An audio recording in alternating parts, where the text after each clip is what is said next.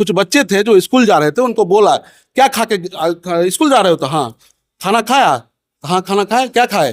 तो रात वाला रोटी रहे, ओकरे में माय नमक आ तेल मिला दिल के वह खाए के जा रहे हैं। समझिए सर, हम अपने बच्चे को जहाँ ब्रेड खिला रहे हैं, हम अपने बच्चे को कटलेट खिला रहे हैं, और वहाँ वो बच्चा जो बासी रोटी में तेल और नमक खा के स्कूल जा रहा है। ये सोचने की बात है। जो क्वालिटी इंडेक्स होता है, जिंदगी जीने का जो फिजिकल क्वालिटी इंडेक्स होता है, उसके मानक को वहाँ के दलितों में कोई फुलफिल नहीं हो पा रहा है। ऐसा क्यों?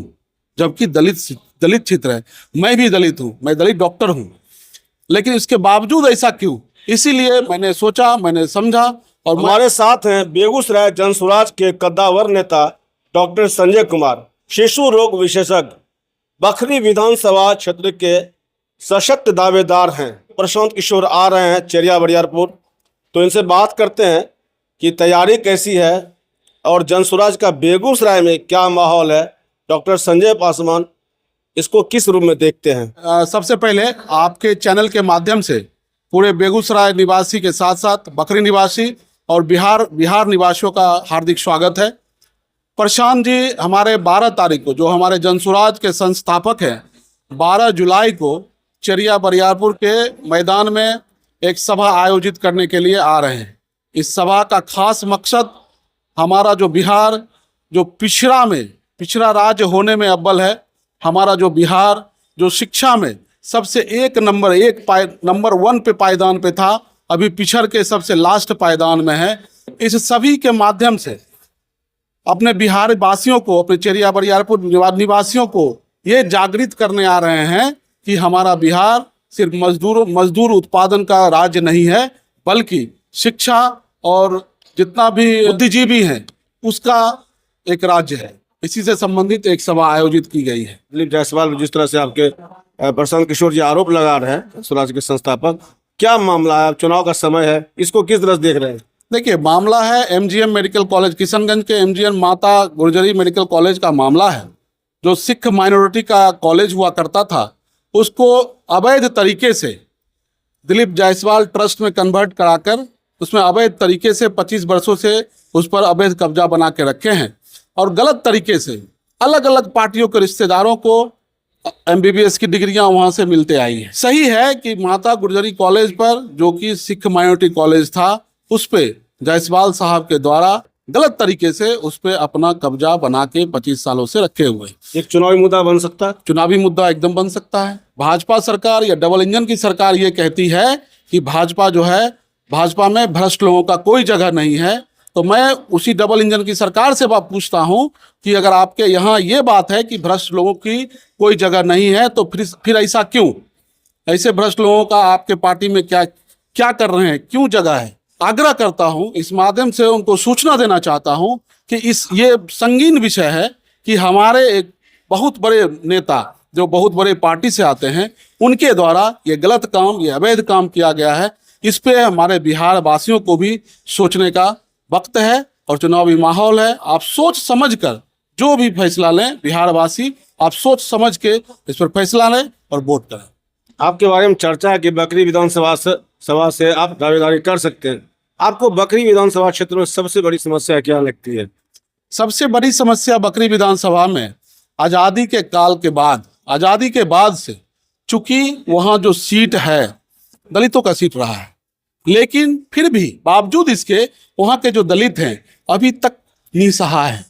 वहाँ के दलितों में ना तो शिक्षा है, जो क्वालिटी इंडेक्स होता है, जिंदगी जीने का जो फिजिकल क्वालिटी इंडेक्स होता है, उसके मानक को वहाँ के दलितों में कोई फुलफिल नहीं हो पा रहा है। ऐसा क्यों?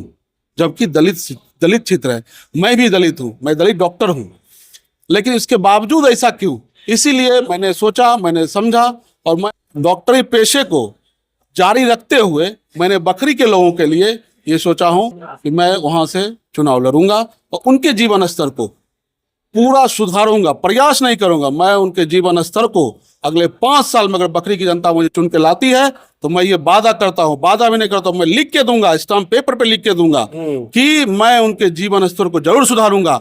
अगर 2 साल में मैंने उनके जीवन स्तर का अगर 25% भी नहीं सुधार किया, तो मैं उनको स्टाम्प पेपर पे लिख के देता हूँ 2 साल के बाद मुझे वो हाथ पकड़ के खींच के निकाल दे। सब तो पहले से ऐसे ही बोलते हैं। स्टाम्प पेपर की बात बोल रहे हैं, अच्छा, वादे की बात नहीं बोल रहे। मैं स्टाम्प पेपर पे लिख के साइन करके दूंगा। पहला काम क्या करेंगे अगर संजय पासवान बकरी से विधायक हो जाते हैं तो पहला क्या काम होगा? पहला काम डिग्री कॉलेज बकरी में नहीं है।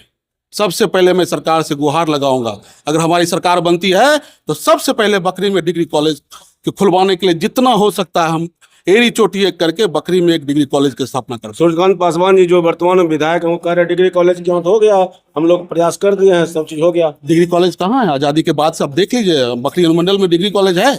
कह रहे बनने जा रहा है अब। तो दिखा दे कहाँ बन रहा है, अच्छा दिखा दे। अब बनेगा, चुनाव के बाद बनेगा। तो सूर्यकांत पासवान के काम से आप संतुष्ट हैं? कितना संतुष्ट हैं? कि चूंकि तो विरोधी है तो स्वाभाविक है विरोध करिए। देखिए, बकरी की जनता असंतुष्ट है। अच्छा, बकरी की जनता असंतुष्ट है। आपको क्या लगता है? मैं इस पे कुछ भी नहीं कहूंगा। बकरी की जनता असंतुष्ट है। सूर्यकांत बाबू भी अपना सर्वे करा लें। बकरी की जनता 200% असंतुष्ट। तो देखिए, हमारे साथ थे संजय पासवान और इन्होंने साफ साफ तौर पर कहा कि अगर बकरी की जनता इन्हें चुनती है विधायक के तौर पर तो ये बहुत बड़ा बदलाव करेंगे, खासकर दलितों के लिए ये बहुत बड़ा बदलाव करने जा रहे हैं। दलितों का जो जीवन स्तर है उसमें बदलाव करेंगे। अगर ऐसा नहीं करते हैं तो इन पर क्या कहते आप 2 साल में लिखित रूप से मैं स्टाम्प पेपर पर लिखित रूप से मैं देता हूं। अगर मैं ऐसा नहीं करूंगा तो मुझे जनता वहां की हाथ पकड़ के मुझे वहां से निकाल दे। हम जब यहाँ से घर जाते हैं तो सुबह और शाम का अलग अलग सब्जी खाते हैं, सभी लोग खाते हैं। और वहाँ जो सोचिए, वहाँ के लोग, वहाँ के बच्चे सुबह वाला सब्जी शाम में भी खाते हैं और शाम वाला सब्जी सुबह में भी खाते हैं। ये छोटी सी बात है, ये कोई बड़ी मुद्दा की बात नहीं है। अब समझिए कि उस आदमी को उसी में, अगर आदमी ज्यादा हो जाए उस घर में, तो उसी सब्जी में पानी मिला के, आटा मिला के, उसको उबाल के सब में परोसा जाता है। नेताओं की संवेदना मर चुकी है अपनी जनता के प्रति। मेरी संवेदना तो नहीं मरी है सर। बात को करने से मेरा रोंगटा खड़ा हो गया सर। मैं दिखा सकता हूँ, मेरा रोंगटा खड़ा हो गया। मैंने इसको महसूस किया है सर। बकरी में जाके मैंने महसूस किया कि वहाँ के लोगों को, जब कुछ बच्चे थे जो स्कूल जा रहे थे, उनको बोला क्या खा के स्कूल जा रहे हो? तो हाँ। खाना खाया? हाँ खाना खाए। क्या खाए? तो रात वाला रोटी रहे, ओकरे में माय नमक का तेल मिला दिल के वह खा के जा रहे। समझिए सर, हम अपने बच्चे को जहाँ ब्रेड खिला रहे हैं, हम अपने बच्चे को कटलेट खिला रहे हैं, और वहाँ वो बच्चा जो बासी रोटी में तेल और नमक खा के स्कूल जा रहा है। ये सोचने की बात है। 22वीं सदी 21वीं सदी में जी रहे हैं। वहाँ के दलितों का ये हाल है सर। किताब नहीं मिला है सर। 6 महीने बीत गए हैं। वहाँ के बच्चों के 7th क्लास के बच्चों की बात बोल रहा हूँ मैं। कल एक जगह गया, गजाकपुर जगह का नाम है, वहाँ दलित पासवान समाज के अच्छे बहुत सारे बच्चे हैं। बोला कि 7th क्लास में आ गए हैं सर, 6 महीना भग गए, किताब नहीं मिली। सरकारी स्कूल समझिए सर, कैसे पढ़ेगा बच्चा? उसको हम चाहते हैं कम्पीट करे हमारे प्राइवेट और कॉन्वेंट वाले बच्चों से। सरकारी स्कूल में भी अच्छी शिक्षा की व्यवस्था हो सकती है। मैं सरकारी स्कूल का प्रोडक्ट हूँ। मैं खुद चट्टी बोरा पे बैठ के पढ़ा हूँ, नवोदय से मैं पढ़ा हूँ, और आज मैं डॉक्टर हूँ। तो सर सब कुछ संभव है सर। और सभी लोगों के अंदर संवेदना है, लेकिन संवेदना किस बात की? अपनों के लिए, अपने रिश्तेदारों के लिए। संवेदना जनता के लिए नहीं है सर।